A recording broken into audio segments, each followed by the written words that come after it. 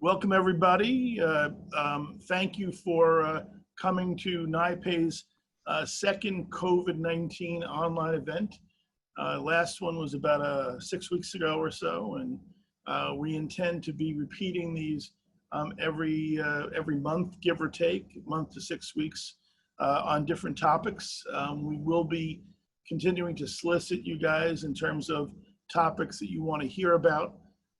We have great people that have joined our panel, our moderator and panelists today. And in each case, when we do these events, we really have top-notch people speaking on behalf of the industry, true experts in their individual areas. I'm Ron Mazurski, just for those of you that don't know me. I'm the founder of NIPA and a board member and officer. I also was the one who spearheaded this specific topic with the help of some of the other members of NIPA committees. And I'm also a partner during my work hours in Pagility Advisors, which is a consultancy in the payments and fintech space. Just a few ground rules today for everybody. One is for the purposes of any questions that you folks might have, please use the chat window to put in your questions. We're also using the chat feature to help you identify yourselves if you would like to be able to network with other people and just say, you know, hi, I'm so-and-so. My company is X. You can reach me at the following email address or LinkedIn address. If you want to do that, it just gives other people who are attending the ability to reach out to you if they meet you, if they happen to be in the breakout session at the end with you. It's just a good way to get the information. And then if you want to save the chat listing of all of that information, you just go to the three dots on the bottom right of the chat window, click on it and it says Save Chat. You can do that at the end and save everything that people have put into that chat window. We just want to let everybody know that we're going to be testing out a networking breakout session at the end of this panel session. So, you know, give or take right around 7 o'clock. If you want to participate, you just stay right on this Zoom call, and then you'll be taken out into smaller breakout rooms for a short 20 or 30-minute session. The objective for those sessions are introduce yourselves to other people, maybe get to know each other a little bit better. And if there's a question or topic, you know, anybody wants to bring up, we'll do that. At the end, I think we're going to regroup in a major session just for 5 minutes, just to see if there's anything that came out of the breakout sessions that we need to know about or hear about. Did it work? Did it not work? Is there any problems?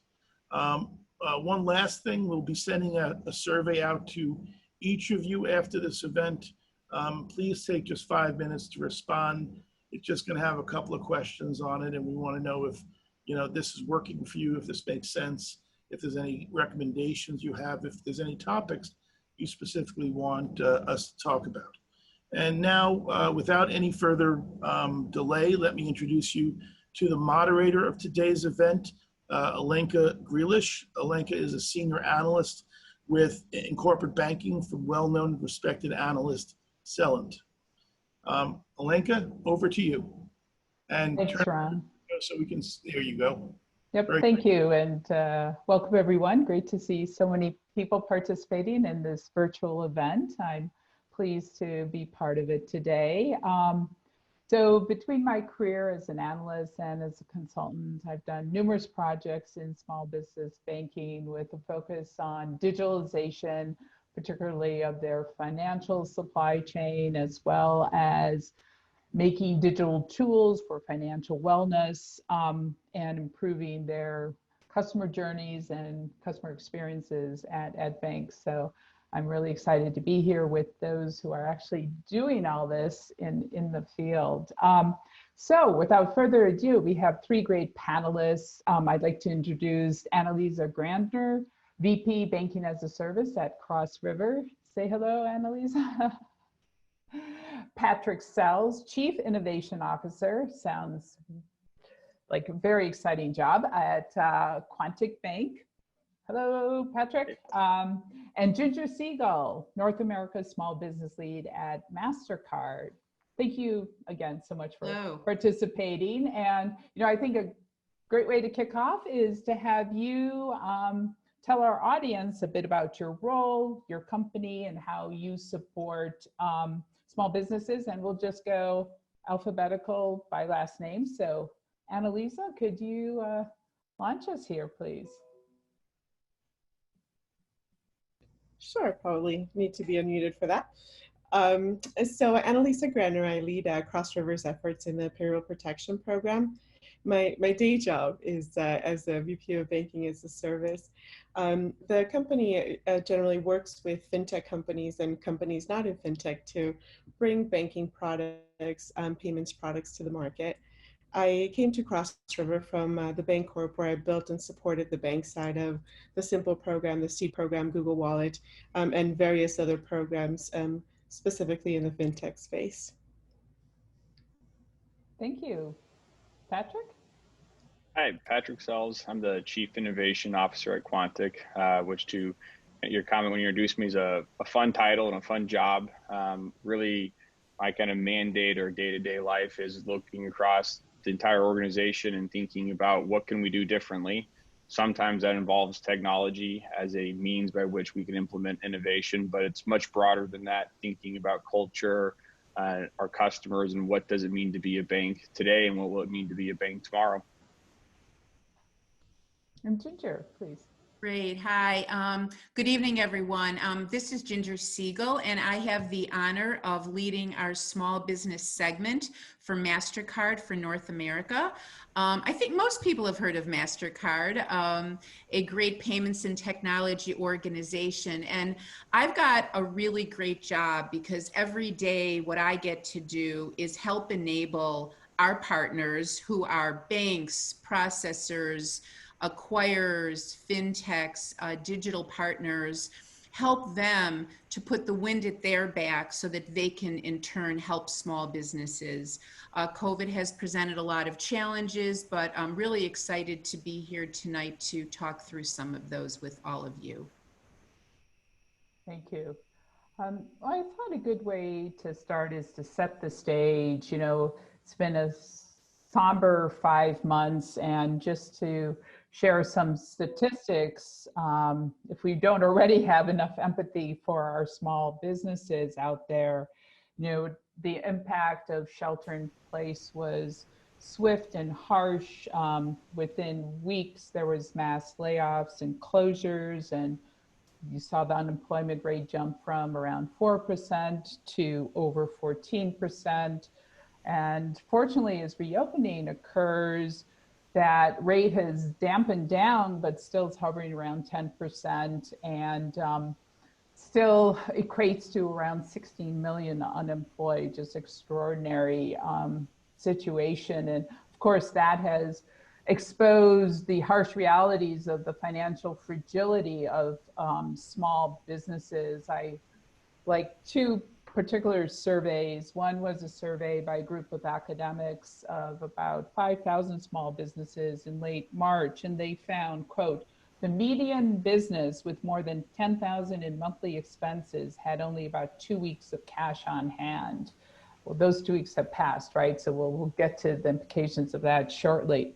The other survey was by C2FO, a fintech that provides working capital financing, in April. And they found that small to mid-sized businesses, about 75% of them were very concerned they didn't have enough cash reserves for the next 6 months. So very dire situation and somber data points. Ginger, I imagine you probably have some data points to share as well. And then we'll get into, gosh, how can we mitigate this heavy economic environment we're in?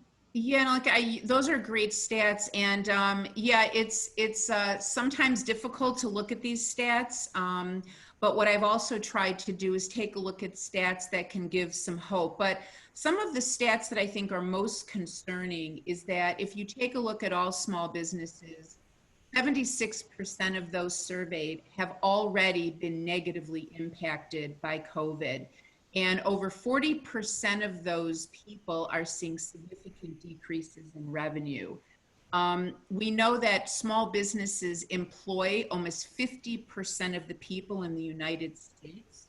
And so the projection of jobs lost due to this is astronomical. I think people forget the downstream effect. When a small business goes out of business, it's impacting consumers because those consumers work for those small businesses. A couple other things I'll just point out that I know we'll probably touch on is a lot of cyber attacks that are happening on small businesses today. 80% of small businesses do not have any protection against cyber attacks.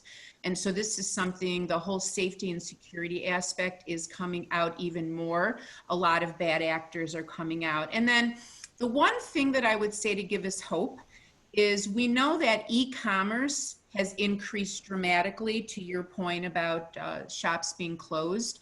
Within the last year, e-commerce has grown by about 202%. And there's about 30% of small businesses that have no website or e-commerce site.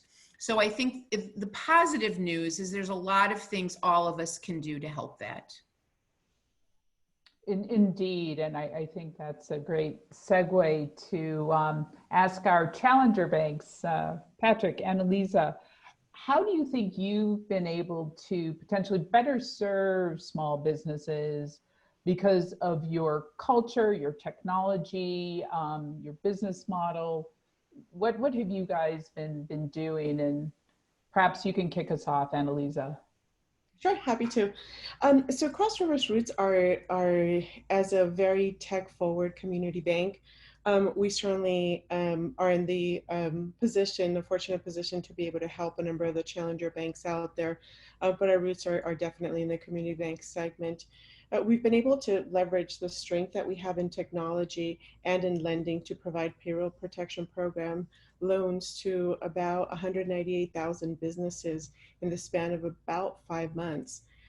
We're the third largest lender by number of loans and the top lender by average loan size, having the smallest average loan size, so it goes in an opposite direction, of under $33,000. So it's really been able to combine a couple of strengths that the bank has to be able to do a good job of serving the small and medium-sized businesses.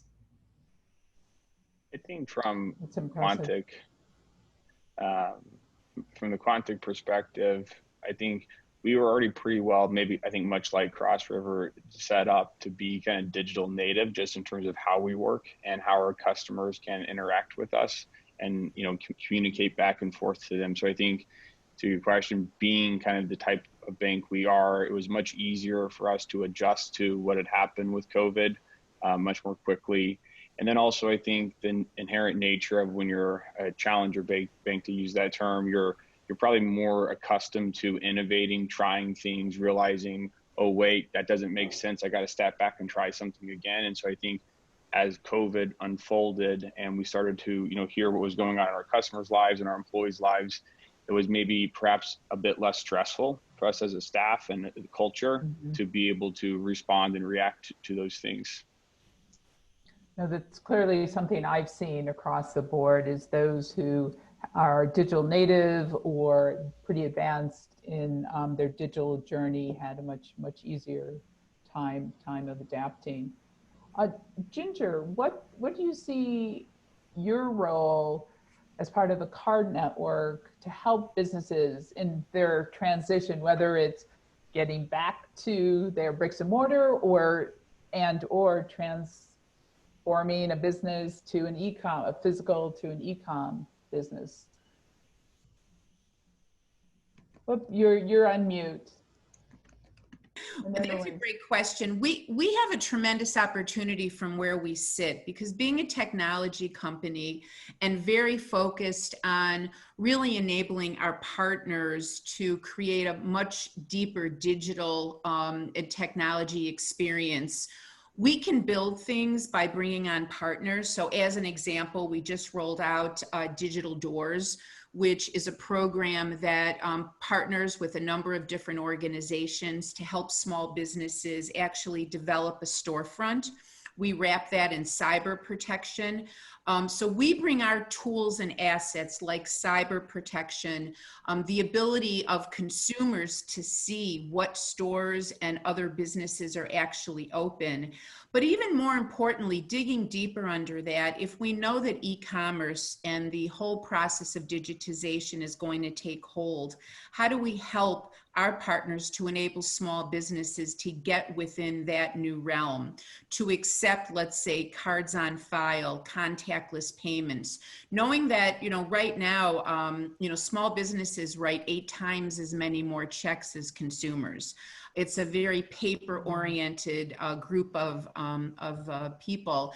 And so how do we help them to move away from paper into more touchless pieces so that people will feel comfortable working with them, frequenting their stores? So I think our role is to really help build out the digital tools and provide them to our partners, like some of the organizations that are on today, in order to enable small businesses in the end to take advantage, actually, believe it or not, take advantage of COVID as an opportunity to come out on the other side stronger. Mm-hmm. So let's move from technology to the financial lifeline, Triple P. What was your impression of the impact of that, Annalisa? And how do you think the way you delivered Triple P has impacted your brand equity with your small businesses and your ongoing value proposition? Sure. I'll start with the bank's approach. The bank's approach has really helped us to truly serve the smallest businesses that need it most. We have, as I mentioned previously, a lot of strength in technology and a lot of agility. And that helped us make the program available to all consumers from the first day that the SBA was offering and accepting the loans until the very end of the program a couple of weeks ago. We weren't in the position of having to restrict our offering to only bank customers. We wanted to reach businesses of all sizes and offer a path for the businesses that are too small to potentially matter to some of the larger banks. From a business perspective, it's been tremendously impactful. We received many grateful communications from our borrowers, pizzeria indicating to us that we had saved their business, sole proprietors thanking us for helping them when nobody else would, small restaurants telling us that we have the ability to transform lives. In the banking industry, it's sometimes difficult to have that degree of impact in that short of time. So it's been a lot of hard work and very long hours. We have an incredibly talented and dedicated team, but we're certainly very glad to have been in the position to leverage the strengths that we've had to help so many mom and pop shops. Yeah, that must be very gratifying. Patrick, what has your experience been? Well, first off, congrats to Annalisa and the Cross River team. It was fun to watch kind of a nearby neighbor bank climb up the list in terms of the number of loans, PPP loans you guys were able to provide. In terms of kind of the view of the PPP, really nothing but I think net positive for us. I think it was amazing to watch, much like Annalisa, how many companies and small businesses and sole proprietors it helped. We partnered with a couple of different Fintechs and were able to provide over $1 billion of the loans. And so you've gotten to hear quite a few of the stories. I also think it was very positive for the banking industry at large. I think it was a way of helping Main Street, but also of helping banks. And I know it brought a lot of needed revenue and fuel for banks. And I think just generally the stories of the culture of banks participating in PPP and what it did from a positive standpoint inside of the bank, and also for the businesses that the money went to. So really can't help but have anything but a very positive outlook on it. Mm-hmm. Yeah, I've been heartened having seen some anecdotals, and it sounds like, Annalisa, your team was like that, but so many hands on deck. People from operations pulled into helping the loan underwriters, and just everybody pulling together. It was great to see. And I think that it's like when you go on leadership trips and you're having to belay somebody, or, I think just this, having gone through it together is building some strong cultures at the banks who really put a lot of blood, sweat, and tears into Triple P. Is there going to be a Triple P version 2? What do you think it was so effective that we should see the government refresh it? I do. Even I think heard this morning that if nothing else, there may be a skinny bill that would pass that will include a second round of PPP. It seemed like it was very likely to happen. Then everything kind of shifted with the USPS, but we still remain very optimistic that there will be another round of the PPP. Mm-hmm. Yeah, I mean, I would just say that, I think that the impact that, to what I was saying before around the stats, the impact of small businesses not getting back, the impact of some of these permanent closures, I think is really hitting hard to people.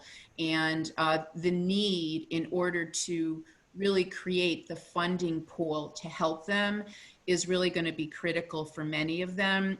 You mentioned, one of the stats I didn't mention is before COVID, the average small business only had 27 days of cash on hand. That was before. So you can see for many of them very much being in a negative cash position and trying to figure out a way to supplement it. I think it's going to be a critical point, going well beyond the impact just to small business.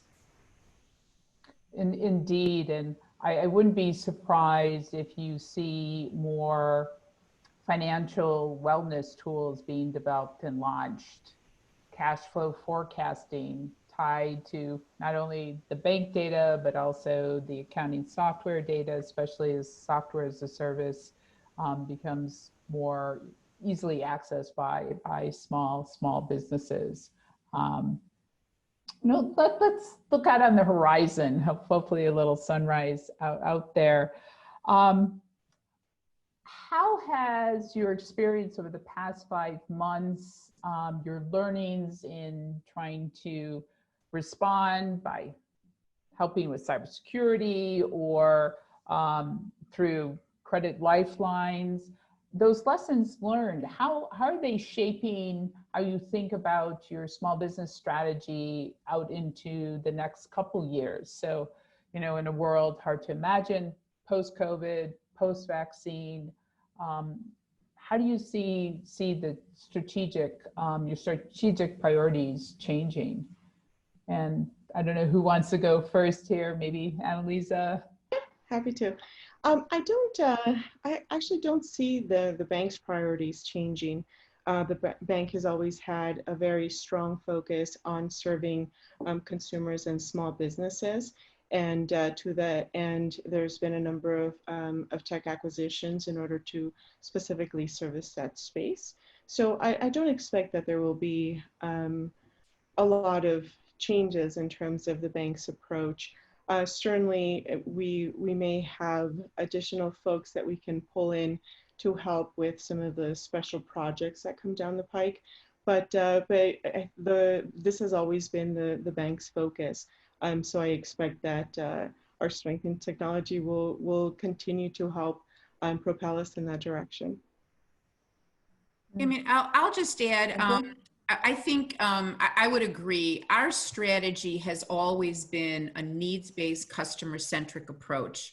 We didn't just start building stuff for small business. We did extensive research to really understand their needs and their pain points, like time management, cash flow management, customer acquisition, digital enablement, and then we build things on top of that.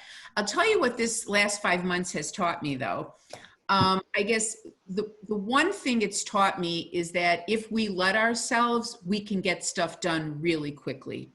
That I think that as large organizations, sometimes we can think that something can't be done, but I have been very heartened by the fact that we've been able to push so much out there. The other thing it has done, and where we will take a little bit of a pivot, is segmentation. What this particular crisis has shown me is that you can look across at all small businesses, but you really have to break those apart, whether it be in the level of business sophistication, whether it, for example, it be a particularly industry vertical like the restaurant industry that we know is suffering.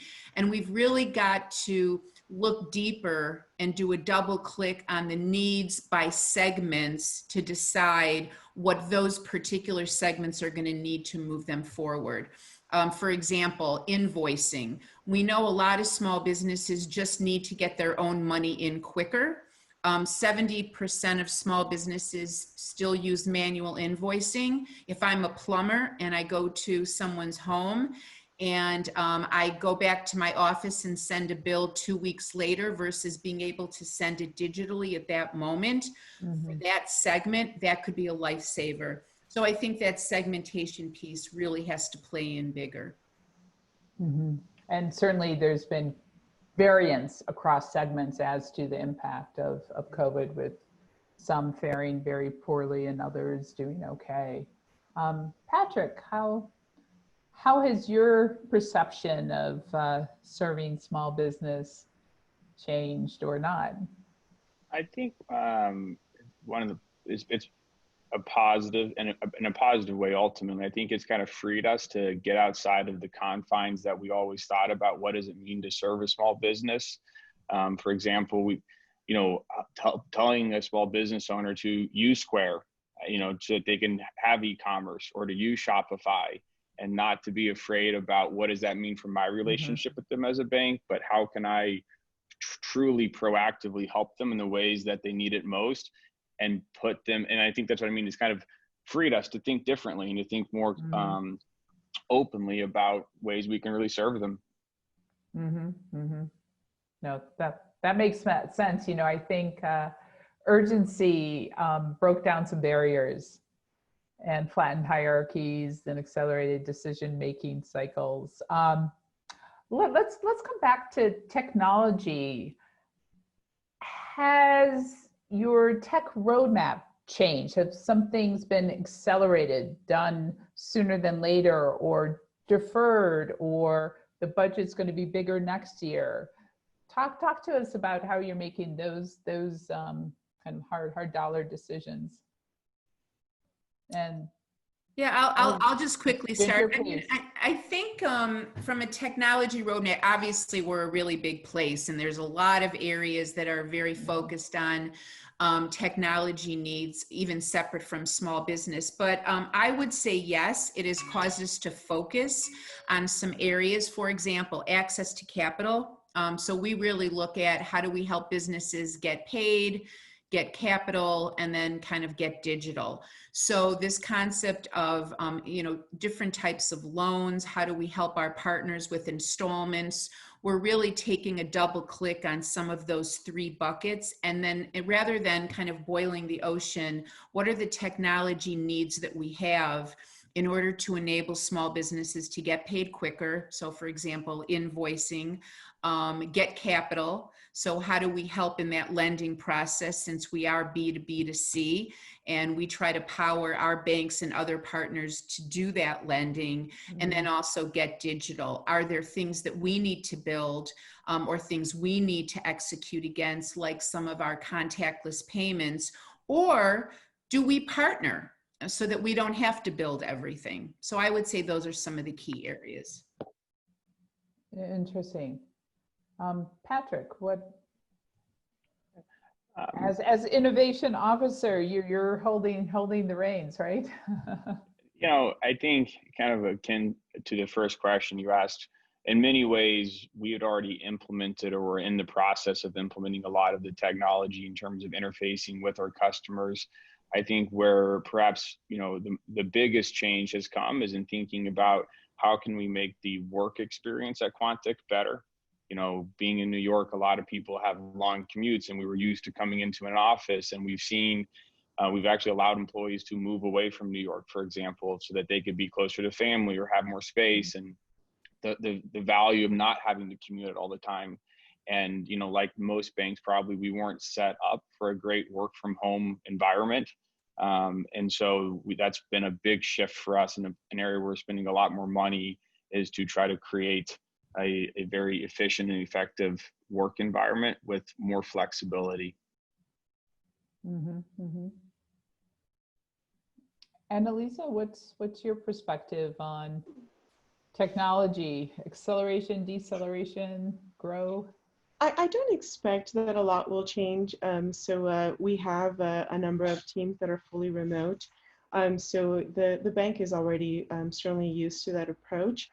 I think in terms of changes from a tech roadmap perspective, there was probably a few weeks delay in some of our current deliverables because we pulled a number of resources, tech resources, to help us solve for some of the PPP technology that was going to be needed for loan processing. But for the most part, that was a small speed bump, if that. But for the most part, the bank, this has always been a primary focus. So I don't expect that there will be real significant changes to the roadmap overall. Well, let's come back to working capital financing. There was a question for the panelists. Many small businesses use credit via credit cards for cash flow management. Yet during this crisis, we have heard of banks cutting credit lines, especially where balances were low or activity limited. But small biz use these as their emergency funds. Has this hurt credit card banks? What are they doing, if anything, to offset the negative impact? So alternative source of working capital finance, credit cards, what's your thoughts about this question? Are you seeing this, or have you seen it? I'll let one of my other two panelists respond, as we don't offer credit cards. Okay. We don't either, so I'm not Okay. sure we're going to get a lot of response. Well, Ginger, what's your thought? Yeah, so Mastercard, of course, does not issue credit cards, right? So we work through our banks, and you know, because of that, our banks, our fintech partners, all of our partners that do issue are definitely going to have their own risk analysis that they're going to do. And I think that everyone is looking at that. It's a really very difficult time right now. But I do know for most banks out there, their focus is on doing the best they can to help. But the reality of it is that, yes, there's different risk criteria. You know, certainly there's been some relief given by a number of banks out there. And, you know, the hope is that we'll continue to be able to at least provide some relief. But, you know, it's a really tough situation. You know, since we don't have any impact on, you know, underwriting or risk or things like that, we're just there to support with data and help the best we can. Mm-hmm. Mm-hmm. Let's go further out into the future, next 12, 18 months. Do you see growth opportunity through a balance of organic and acquisitions, or more weighted towards acquisitions or partnerships with fintech? And I know, Annalisa, you guys acquired Seed recently, so maybe start off with what was your rationale, and do you see future opportunities as you saw here? Sure. So Cross River is constantly looking to expand the tech stack, the technology stack, and more importantly, to find additional ways to service our existing customers and really to create safe and efficient products for the end user. So I would say that to the extent that opportunities like that come up that make sense for the bank, I do think that we would be happy to leverage them. The seed acquisition, I think, was a perfect example of that. And along with the tech stack, we also got a very talented team that came with it. We have a number of founders, a number of fintech founders, a former regulator, et cetera. So we have a lot of strength that came with the acquisition. So it made a lot of sense. In terms of the future, I imagine that we're going to continue to explore opportunities and act when it makes the most sense. Mm-hmm. And opportunities may increasingly present themselves as some fintechs run out of VC money. Patrick. In general, I like the idea of, I love watching banks and fintechs come together, whether an acquisition or a partnership. So I think it's cool, really cool what Cross River is doing. We are probably not, there's no acquisitions on the horizon. I think we see this really as a time to double down on our own organic growth. I think a lot of banks understandably have kind of pulled back or a bit more hesitant. And we know a lot of fintechs have also faced funding challenges and other issues they've had. And we feel like we're well equipped for this, by accident, what's happened. And so using it really as a time to grow and evolve and push probably a lot of our timelines up to go faster in terms of what we're trying to accomplish. Mm-hmm. Interesting. Say that recognizing that we're in a very fortuitous position to be able to say that. So fortuitous position to be able to hire, right? Right. Ginger, Mastercard has many investments. Yes.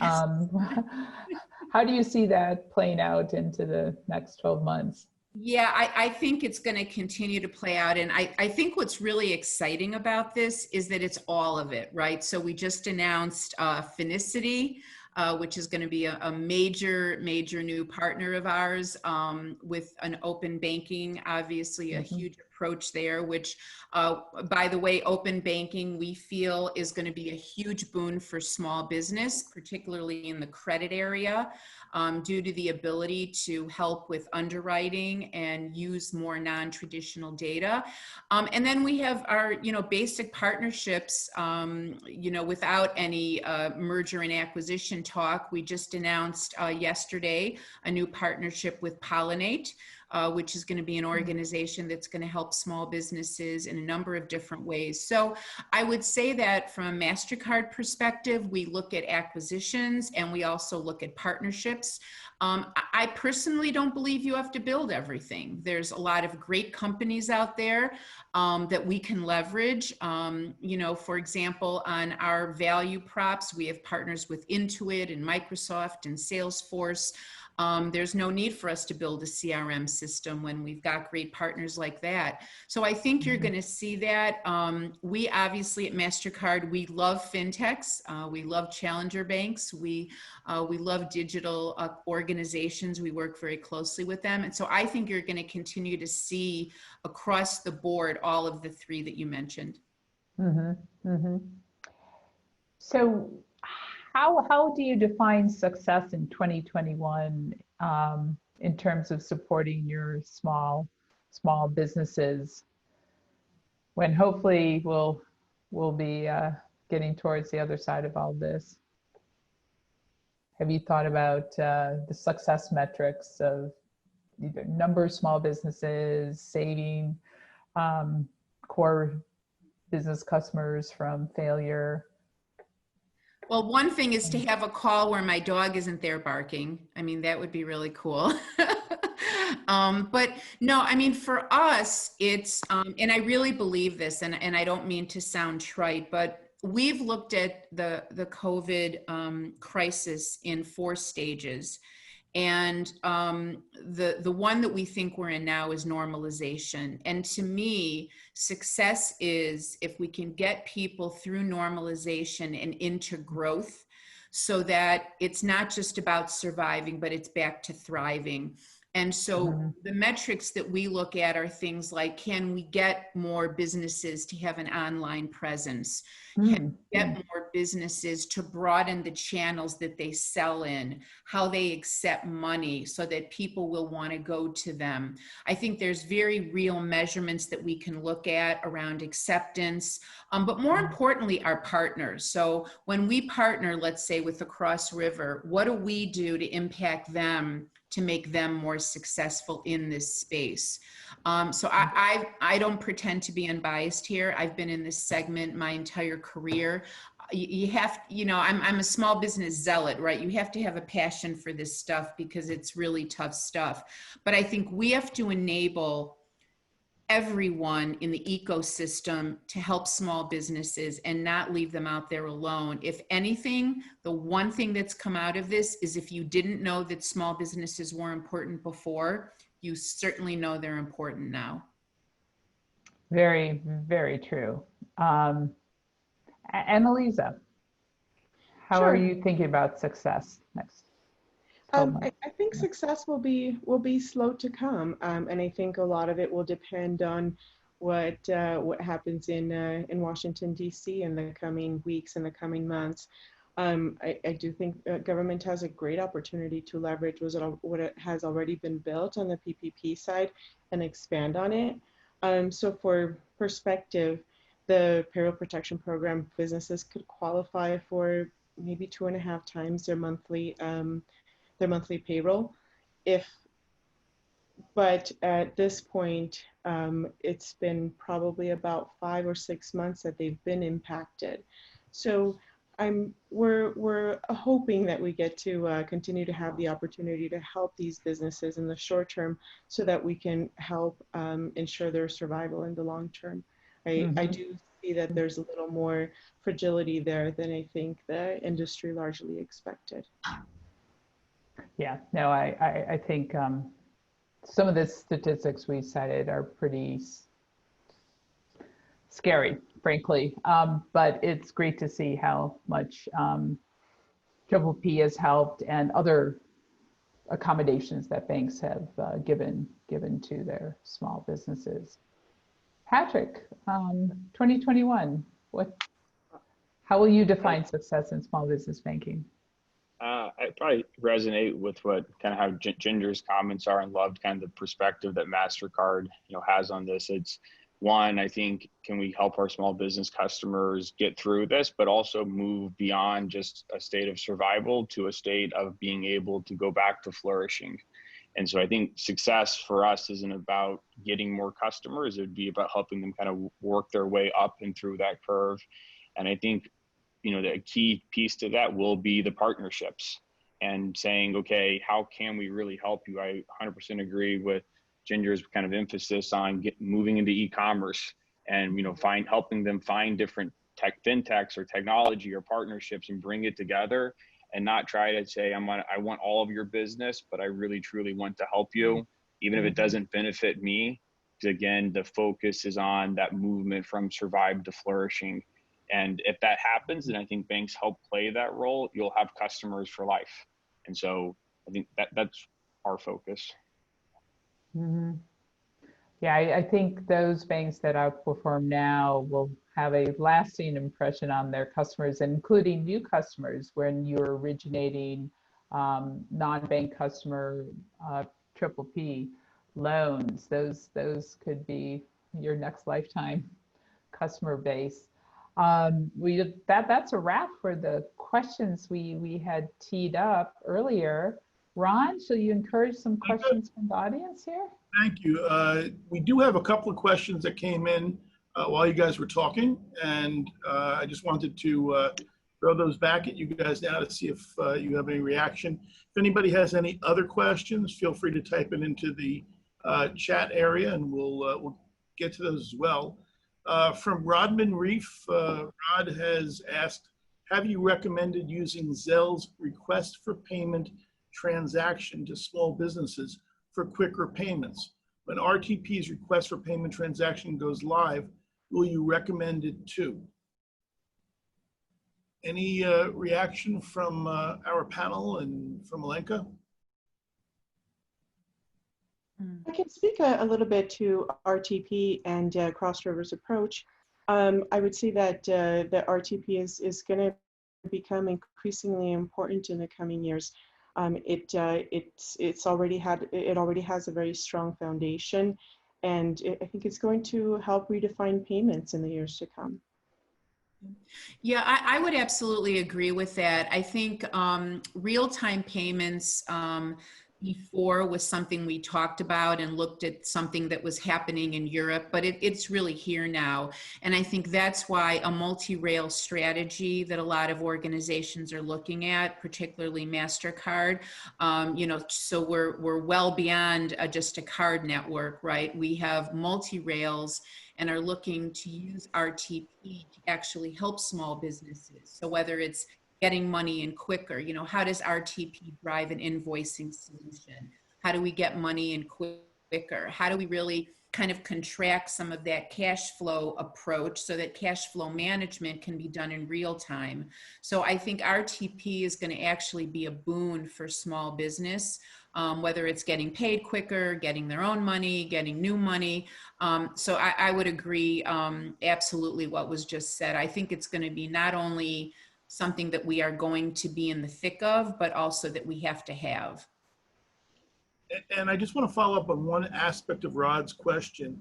He specifically asked about the request for payment capability or feature.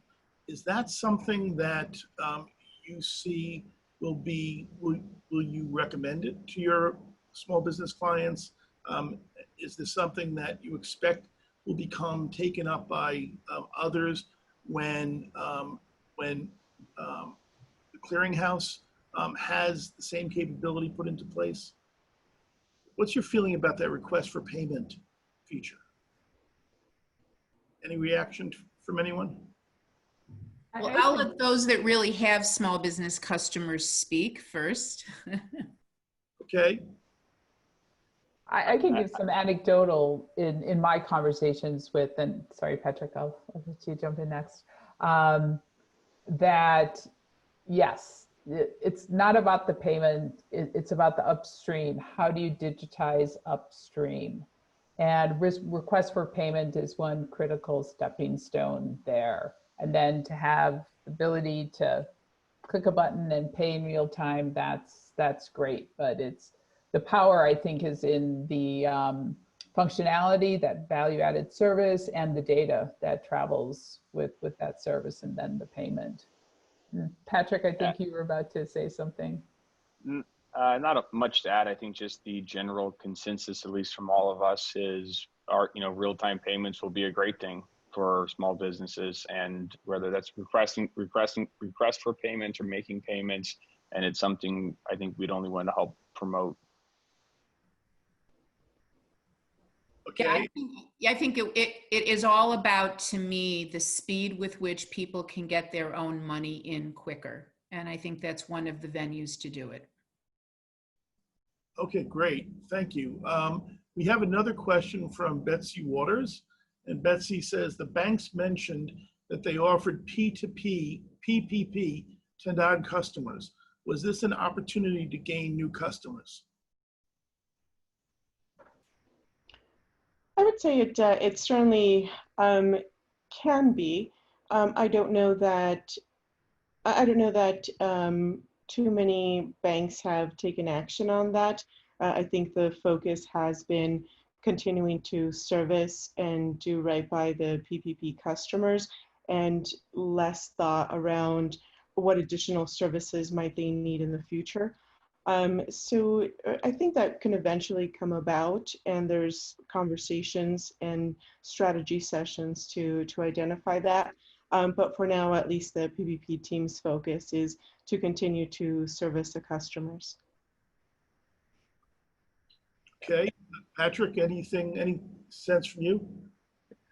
We actually didn't originate any PPP loans.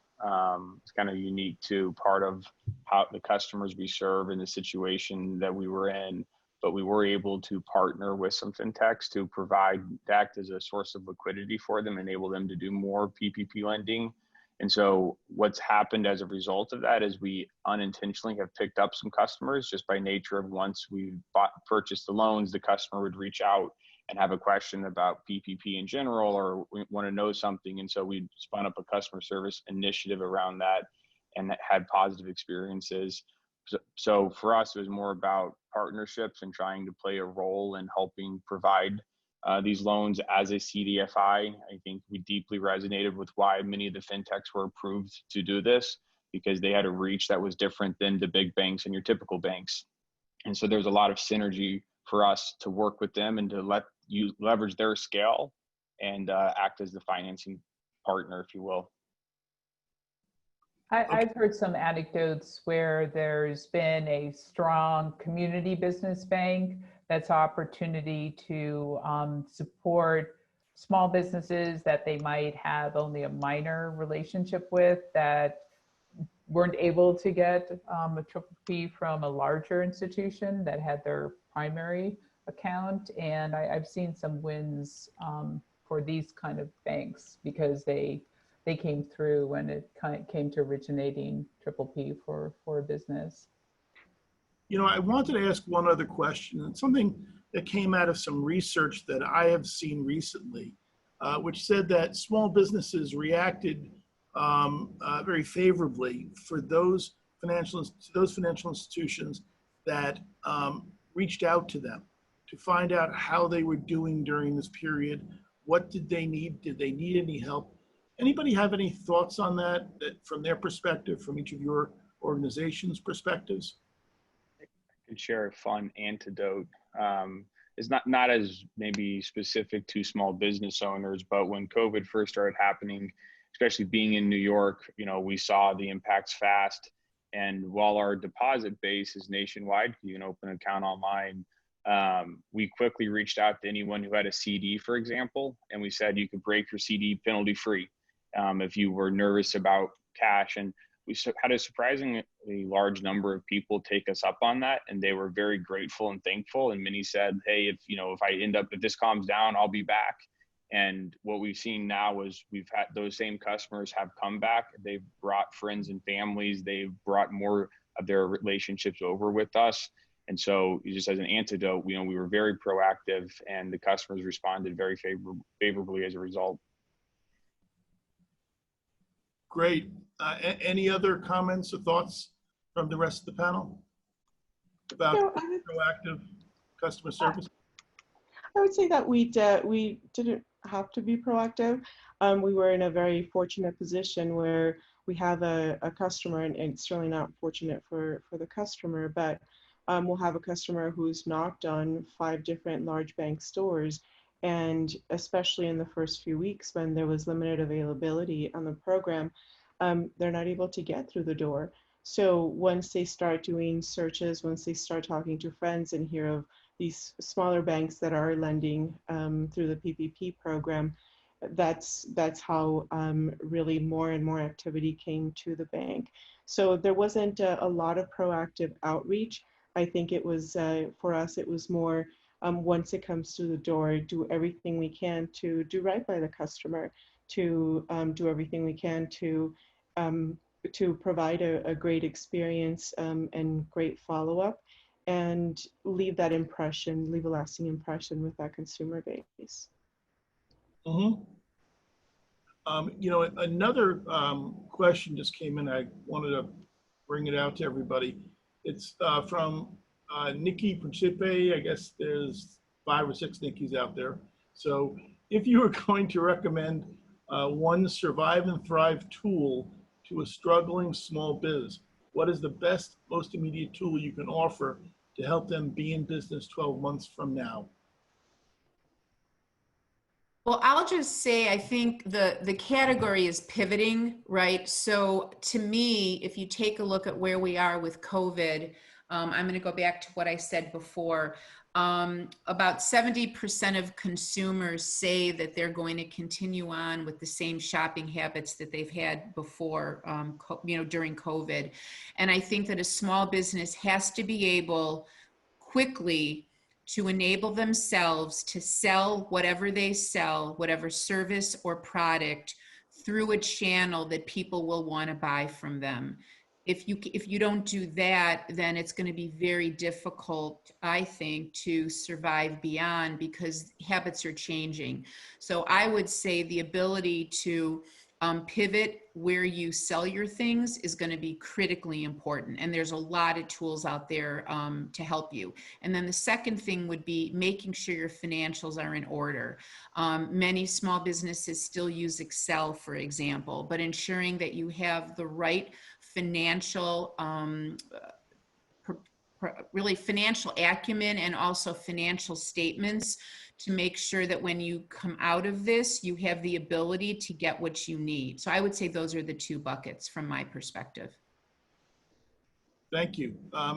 Any of the other panelists have any comments on this question about one survive and thrive tool to help small businesses? I would say my comment is very much in line with that.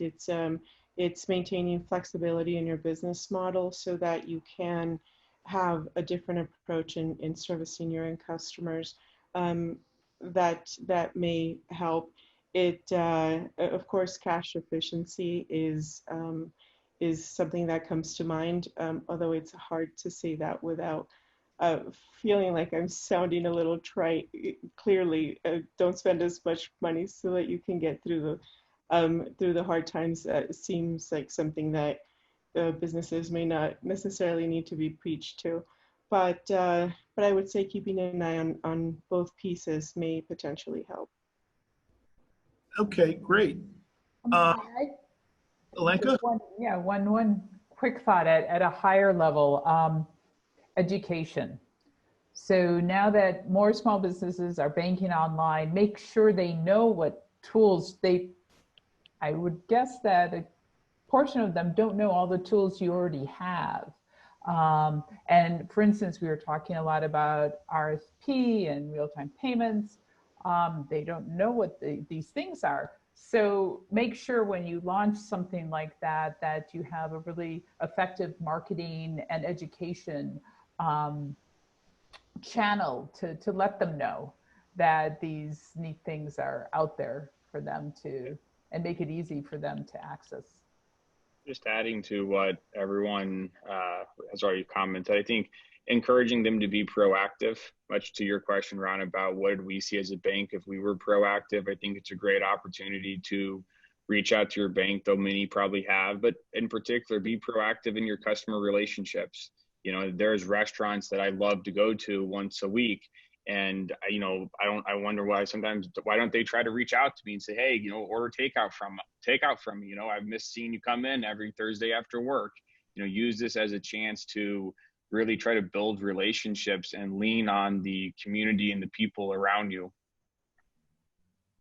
I think that's a great ending comment for our session. I think thinking proactively is always in the interest at the end of the day of our clients, of our customers and small businesses. And so thank you for that comment. I want to thank all of our panelists today.